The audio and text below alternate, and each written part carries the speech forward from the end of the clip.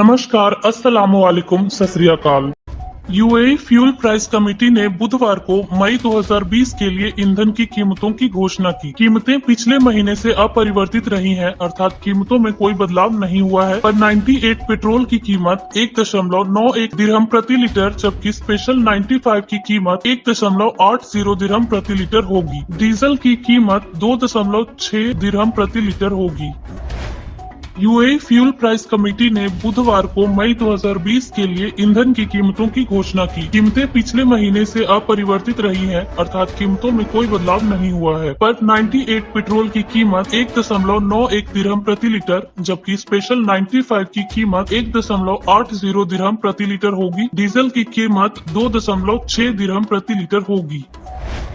अल coin की executive council ने बुधवार को नेशनल डिसइंफेक्शन प्रोग्राम के अमेंडेड टाइमिंग के अनुसार अमीरात में कमर्शियल एस्टेब्लिशमेंट्स को फिर से खोलने के निर्देश जारी किए। निर्देश के अनुसार सभी प्रतिष्ठानों को अपने कर्मचारियों को फेस मास्क पहनने के लिए बाध्य करना होगा, लेकिन ग्लव्स पहनने के लिए बाध्य नहीं किया जाएगा।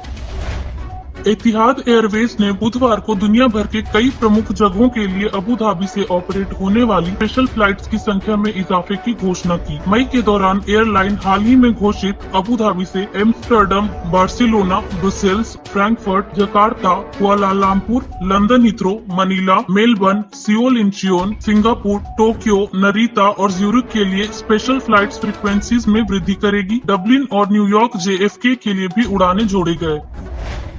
बुधवार को दुबई इकोनॉमी ने घोषणा की कि कोरोना से निपटने के लिए एहतियाती उपायों के कंप्लायंस के लिए अमीरात में 9 दुकानों को बंद कर दिया गया है। साथ ही 176 प्रतिष्ठानों को चेतावनी जारी की गई। इसके अलावा 18 दुकानों पर जुर्माना लगाया गया।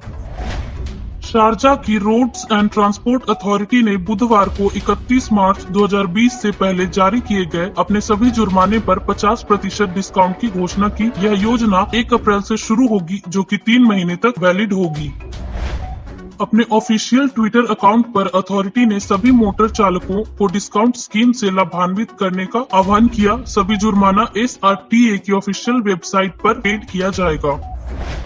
राजधानी में अबू धाबी सिटी नगर पालिका ने घोषणा कर बताया कि 115 मिलियन दिरहम की सड़कों, चौराहों और पार्किंग प्रोजेक्ट्स का कंस्ट्रक्शन वर्क जारी है। नगर निकाय और परिवहन विभाग से संबंधित नागरिक निकाय, municipal and transport department affiliated civic bodies ने कहा, इंफ्रास्ट्रक्चरल प्रोजेक्ट्स के लिए 85% कंस्ट्रक्शन वर्क कंप्लीट हो चुका है।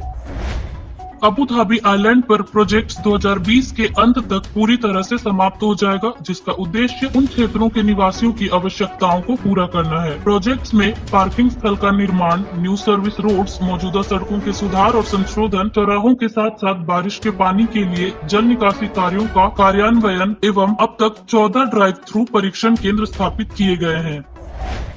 यूएई में कोरोना परीक्षण की दर दुनिया की सबसे अधिक 1,07,000 प्रति 10 लाख आबादी में से है। आइलैंड कुल आबादी के 1 मिलियन प्रति 1,35,000 से अधिक परीक्षणों पर दर का नेतृत्व करता है। अबू धाबी स्वास्थ्य सेवा कंपनी SEHA देश भर में 14 ड्राइव थ्रू परीक्षणों का केंद्र का संचालन करती है। नागरिक और निवासी कई अस्पतालों और स्पेशलिस्ट हेल्थ सेंटर्स में भी टेस्ट करवा सकते हैं। दुबई में कार्यरत भारतीय मूल की महिला डॉक्टर को दुबई पुलिस ने उनकी कार को रोका और कर्फ्यू के दौरान उनके दस्तावेजों की जांच करने के बजाय उन्हें सलामी दी, जिसके बाद डॉक्टर की आंखों में आंसू आ गए। भारत के हैदराबाद की डॉक्टर आयशा सुल्ताना, जो कि दुबई में डॉक्टर हैं, 28 अप्रैल मंगलवार को दोपहर 1 बजे घर लौट रही थी। उन्हें दुबई शारजा राजमार्ग पर अल मुल्ला प्लाजा के पास दुबई पुलिस ने रोक लिया। पुलिस के रोकते ही वह घबरा कर अपने डॉक्यूमेंट दिखाने लगी, लेकिन दुबई पुलिस उनके डॉक्यूमेंट्स देखने के बजाय उन्हें सैल्यूट करने लगी। भारतीय बॉलीवुड इंडस्ट्री के मशहूर एक्टर इरफान खान का निधन होने से पूरे बॉलीवुड इंडस्ट्री में शोक की लहर। इरफान खान की 54 साल की उम्र में 29 अप्रैल को मुंबई में निधन हो गया। साल 2018 में इरफान खान को पता चला था कि वह न्यूरोएंडोक्राइन ट्यूमर से पीड़ित हैं। पिछले 2 साल से वो इस बीमारी का इलाज करा रहे थे। कुवैत देश का छठा एयरफोर्स विमान चीन पहुंचा, जिसमें कोरोना के इलाज के लिए 5 टन सामान मौजूद है। चीन देश के पीपल्स रिपब्लिक ऑफ चाइना राजदूत समीर गोहर हयात ने घोषणा की कि कुवैती एयरफोर्स का एक सैन्य विमान कुवैत एयरवेज के विमान से चीन के मौजूदा हवाई अड्डे क्वांजू के अंतर्राष्ट्रीय हवाई अड्डे पर पहुंचा। हयात ने अल कबास को बताया कि कुवैत के स्वास्थ्य और देश के अन्य क्षेत्रों में रणनीतिक स्टॉक को बढ़ाने के लिए चिकित्सा और कोरोना से लड़ने के लिए निवारक आपूर्ति की अनुसूची में आज यह छठा विमान है। उन्होंने कहा कि यह हर एक शिपमेंट में चिकित्सा और निवारक आपूर्ति की प्रत्येक उड़ान में 50 टन सामान होता है।